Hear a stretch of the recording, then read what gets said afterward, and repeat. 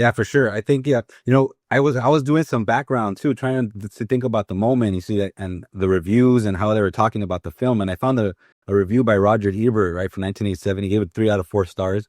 But the quote is really interesting. He says, Predator begins like Rambo and ends like Alien. And it's today's Hollywood, that's creativity. Most movies are inspired by only one previous blockbuster. So like kind of like what Jerry was saying, right? It kind of like combines Rambo and Alien in this film, right? But I found these interviews from like Jim Thomas, which was one of the writers, right? Because it was two brothers that wrote this film. And they're actually born and raised in Bakersfield, California. And so, and the quote that they're talking about when they talk about the film, they're like, so what's the most dangerous creature? Man.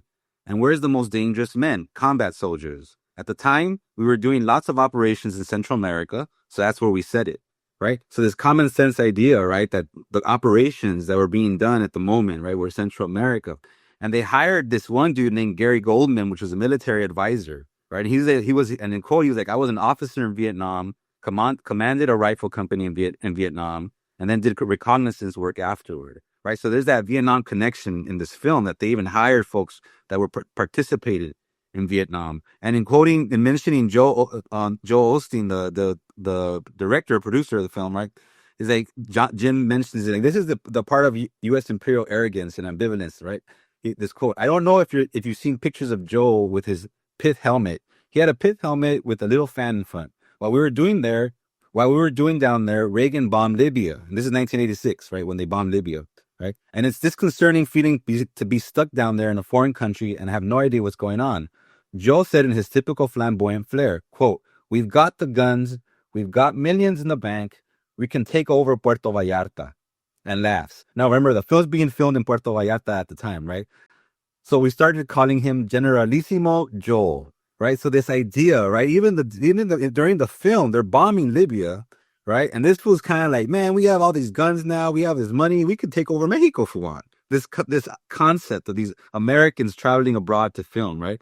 And so this arrogance and this feeling, I think, as I'm talking through, thinking about the conceptually ideas of talking about the film, when I was doing the background to think about it, I wanted us to keep in mind these concepts of like Antonio Gramsci's common sense, right? How common sense was like, as M. Tomei was talking about, well, how did people think of Central America at the time? Did they even know what Central America was? Or was Central America just something that Ronald Reagan was spewing every night on television, right?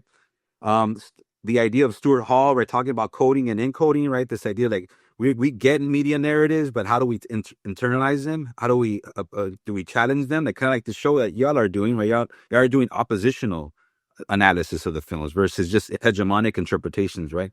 But also this idea of Cedric Robinson's racial regime, right? The idea of how was Central America being constructed in this moment of this film, but also through the narrative of the media every night, through the migration of Central Americans into LA, right? So all these ideas, I think, really important to think about, that I want to return to as I'm talking about it. And so when we think of the Imperial 80s, right, of Central America, it really dates back over to the 19th century, right? We have to think of Central America and U.S. involvement in Central America dating back to the 1800s with the politics and policies of the Monroe Doctrine, right? But also Manifest Destiny, right? This conception of just conquest, right?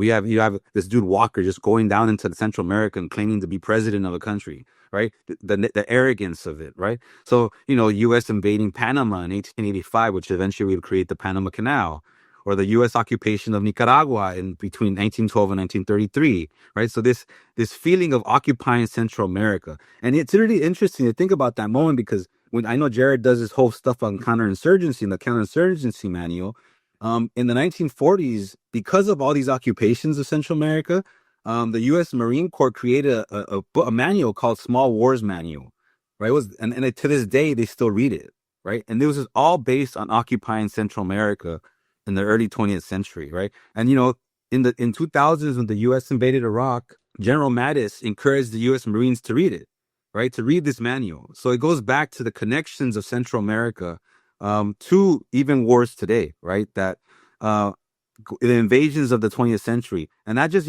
that's the early 20th century, right? Then you have this concept of the banana wars, which is a racial trope if you think about it, right? And he even says that, that General Mattis talked about, we need to go back to how we did the fights in the banana wars now that we're here in Iraq, right? So the idea of learning from the past to invade the invasions in the present. But that then brings us to the 80s, right? And the Reagan doctrine, right? So Ronald Reagan's ideas of the Reagan doctrine, which is countering Soviet-backed governments by funding anti-communist insurgents, which eventually, I know y'all will do Rambo, is it Rambo 3 or Rambo 4, right?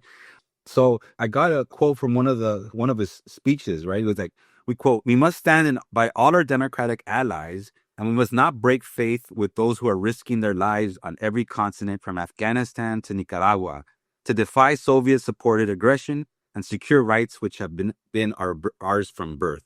Right? This moment where he's calling the Soviet Union evil empire, right? Like, so this shapes up what often people call the dirty wars in Central America, which really was counterinsurgency, right? It was counterinsurgency to counter revolutionary national liberation movements throughout that region, right? In 1983, he gives a speech where he's, again, encouraging the U.S. to fund the right-wing dictatorship, military dictatorship of El Salvador.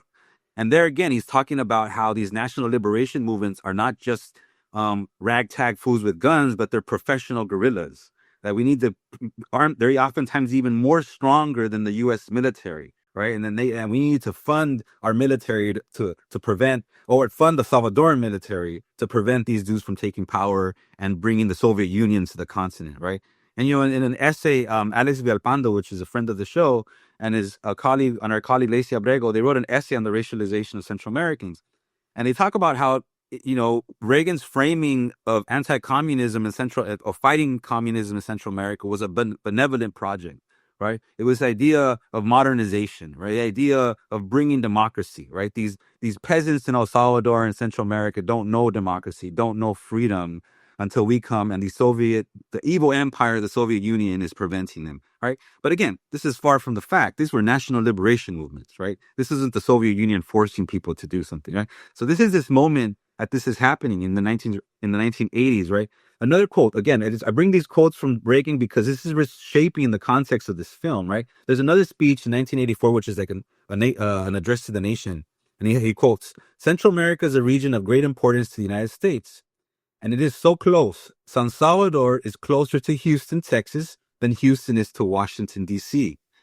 Central America is America. It is our doorstep, and it's become the stage for a bold attempt by the Soviet Union, Cuba, and Nicaragua to install communism by force throughout the hemisphere." Right? And he continues to add, "As the National Bipartisan Commission on Central America, chaired by Henry Kissinger," this is a comedy here, right? "Agreed, if we do nothing, if we continue to provide too little help, our choice will be a communist Central America with additional communist military bases on the mainland of this hemisphere and communist subversion spreading southward and northward.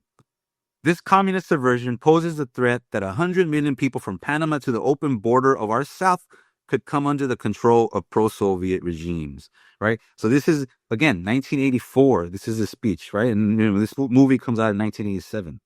Right. So in this same speech, he's connecting the Sandinistas, which is the Nicaraguan government, to Cuba, to the Palestinian Liberation Organization, right? And this declaration of war on Israel, right? He's saying like all these dudes hate Israel. So we need to fight them because they're going against Israel. Even the people in Central America don't like Israel, right? They're anti-Semites. He was calling the Sandinistas anti-Semites, right? And so this construction of anti-communism, right? Pro-Zionism, right? Invading Central America, not necessarily not through military, but through funding, right?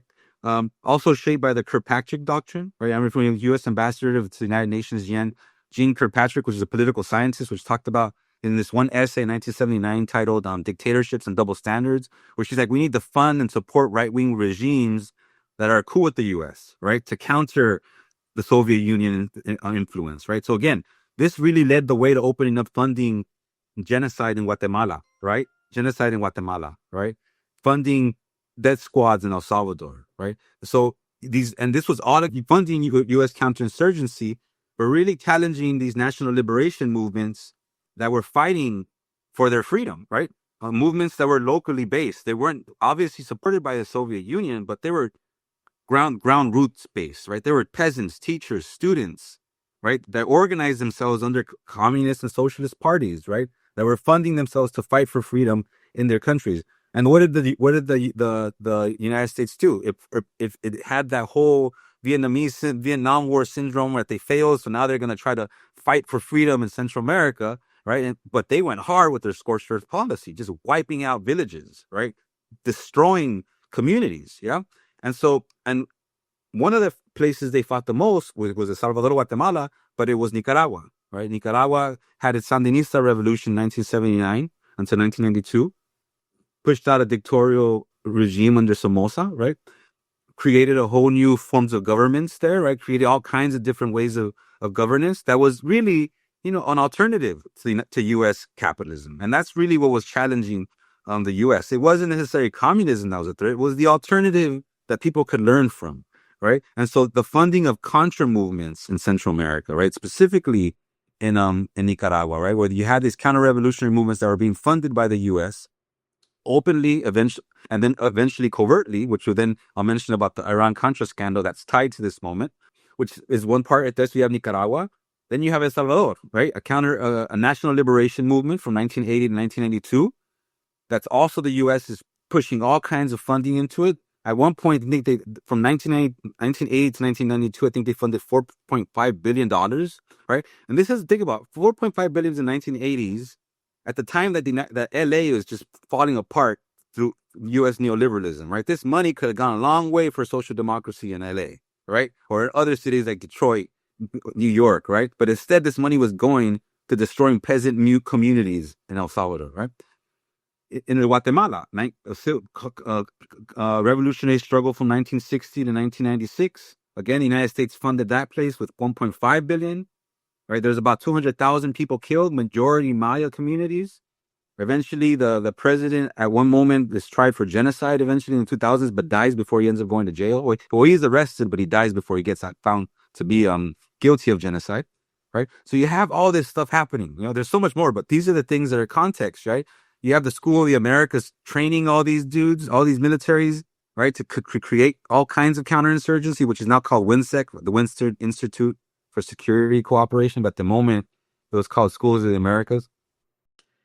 And a common idea that happens is that, and you hear this often from communities from Central America, that the guerrillas were the ones causing all kinds of atrocities in the rural areas, right? But when you look at the United Nations Truth Commissions in El Salvador and Guatemala, 85% and 93% of the atrocities and human rights violations were committed by the government and U.S. funded death squads, right?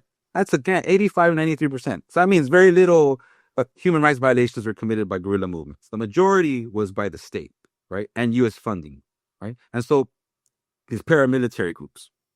So all this is happening in Central America, right? But at the same time in the U.S., you have neoliberal restructuring, right, of all these cities, and the losses of social democratic gains of the civil rights movement. The Iran-Contra scandal that happens under the Reagan administration, where they were selling guns to Iran secretly to fund the Contras in Nicaragua, which then the Nicaraguan Contras were smuggling cocaine into the U.S., right? So that creates the drug war and the crack epidemic. All these connections right here, right? You have the AIDS epidemic that was being ignored at the time, right? In LA, in the United States. The mass migration of Central Americans that's happening because of these wars and these dirty wars in Central America that end up in LA and San Francisco and Texas and Washington, D.C., right? All these things are happening at this time that this film is being the context of this film. And as the director was saying, or the writer was saying, that the bombing of Libya was shaping this narrative, right? Because even in the film, you have them telling him, well, why didn't you go to Libya? Right. So that was added on. He's like, oh, I don't do that. Right. So these connections were being mentioned, And so when I was looking at the reviews of the film at that time, some of the reviewers are like, we don't get why the Predator would show up in Central America. Like, out of all places, this Predator is looking for warriors to fight. Why go to Central America? And my response is because that was the weakest link of imperialism at the moment. Right? That's where national liberation movements were happening. Right? So if we want to put in that context, the Predator knew what he was doing. He was going to go fight the guerrillas. He's going to go fight the anti-imperialists. But he so happens to fight Arnold. But he was supposed to be going to fight the communist socialists that were fighting imperialism at the time. Right? So I think, to me, that's when I think of this film. Right? It's like Predator knew where he was going at the time. He's going to fight these dudes that were fighting imperialism. that were close, as Ronald Reagan was saying, they were at the border, open border of empire, right? So this is the context, right? I think, these movements in Central America and the U.S. really preventing socialism in these areas, right? Socialism that was coming from the ground, not imposed by the Soviet Union, right? Supported by the Soviet Union, Cuba, but really peasants, teachers, students, communist parties building from the ground, building socialism in Central America that then the U.S. government really just destroyed, right?